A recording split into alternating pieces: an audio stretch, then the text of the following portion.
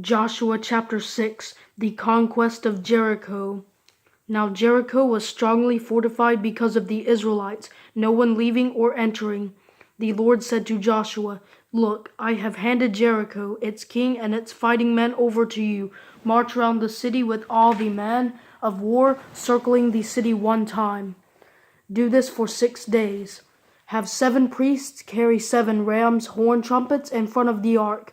But on the 7th day, march around the city 7 times, while the priests blow the trumpets. When there is a prolonged blast of the horn and you hear its sound, have all the people give a mighty shout. Then the city wall will collapse, and the people will advance, each man straight ahead." So Joshua son of Nun summoned the priests and said to them, "Take up the ark of the covenant and have 7 priests carrying 7 trumpets in front of the ark of the Lord."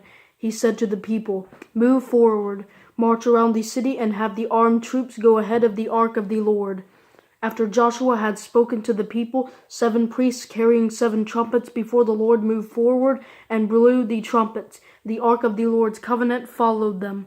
While the trumpets were blowing, the armed troops went in front of the priests who blew the trumpets, and the rear guard went behind the ark. But Joshua had commanded the people, "Do not shout or let your voice be heard.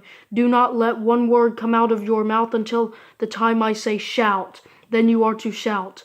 So the ark of the Lord was carried around the city, circling it once. They returned to the camp and spent the night there. Joshua got up early the next morning. The priests took the ark of the Lord, and the 7 priests carrying 7 trumpets marched in front of the ark of the Lord. While the trumpets were blowing, the armed troops went in front of them, and the rear guard went behind the ark of the Lord.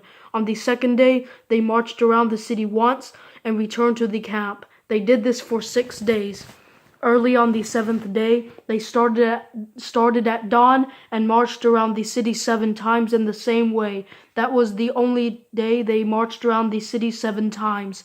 After the 7th time, the priests blew the trumpets, and Joshua said to the people, "Shout, for the Lord has given you the city."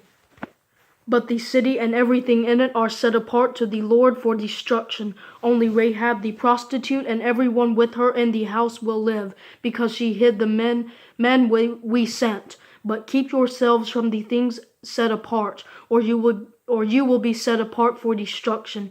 If you take any of those things, you will set apart the camp of Israel for destruction and bring disaster on it.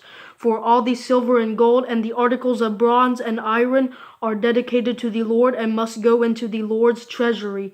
So the people shouted and the trumpets sounded. When they heard the blast of the trumpet, the people gave a great shout and the wall collapsed. The people advanced into the city, each man straight ahead, and they captured the city. They completely destroyed everything in the city with the sword, every man and woman, both young and old, and every ox, sheep, and donkey. Rahab and her family spared. Joshua said to the 2 men who had scouted the land, "Go to the prostitute's house and bring the woman out of there, and all who are with her, just as you promised her." So the young men who had scouted went in and brought out Rahab and her father, mother, brothers, and all who belonged to her. They brought out her whole family and settled them outside the camp of Israel. They burned up the city and everything in it, but they put the silver and gold and the articles of bronze and iron into the treasury of the Lord's house. However, Joshua spared Rahab the prostitute, her father's household, and all who belonged to her, because she hid the men Joshua had sent to spy on Jericho, and she lives in Israel to this day. At that time, Joshua imposed this curse: "The man who undertakes the rebuilding of the city, Jericho, is cursed before the Lord.